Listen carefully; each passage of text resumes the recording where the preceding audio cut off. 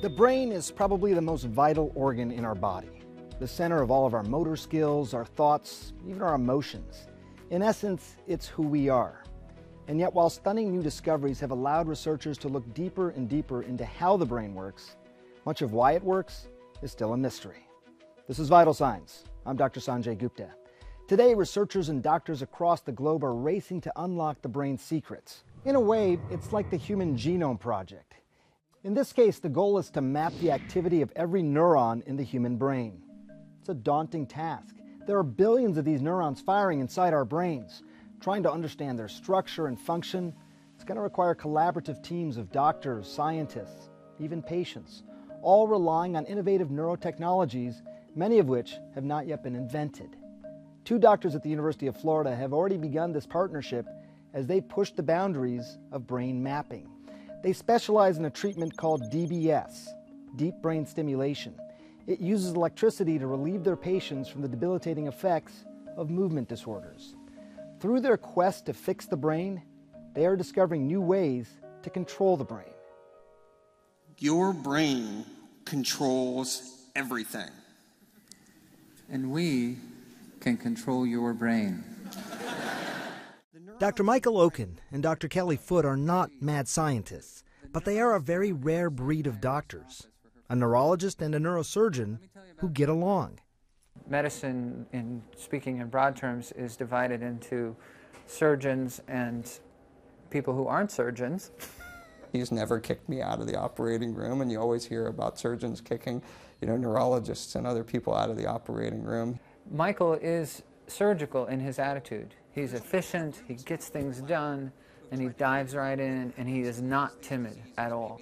A lot of people have good ideas, but his ideas come to fruition. Kelly, in one word, I would say he's empathetic. I mean, he really cares. In 2002, they combined their two interests to set up the Center for Movement Disorders and Neurorestoration at the University of Florida. Their goal, bring together teams of doctors, researchers, and scientists to push the boundaries of deep brain stimulation, or DBS. It's honestly a typical Wednesday for us, which is 3 deep brain stimulation lead implantations. Wow. Hello again. What an audience here. When we go into the operating room, I often say it's a bunch of cool cats in that operating room. That is not a typical operating room. You feel all right? Lean your head back. Let me hold your head. Just relax your head.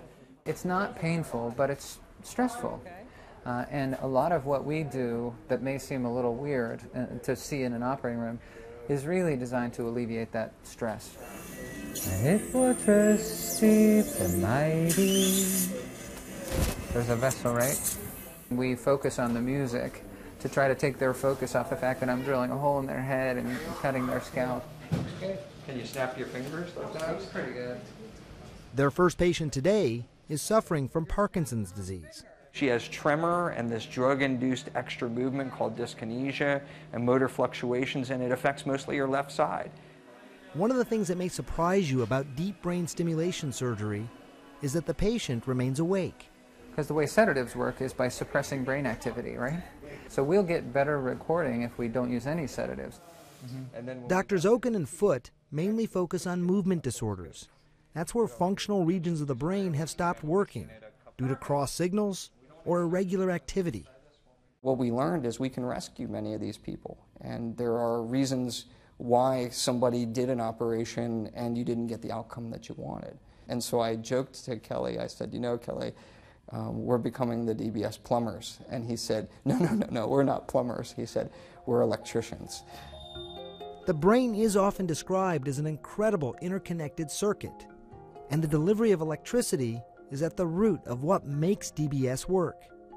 By introducing electrical impulses to circuits in the brain associated with specific motor skills, the doctors believe they are helping reroute or possibly replace the rhythmic connections between neurons.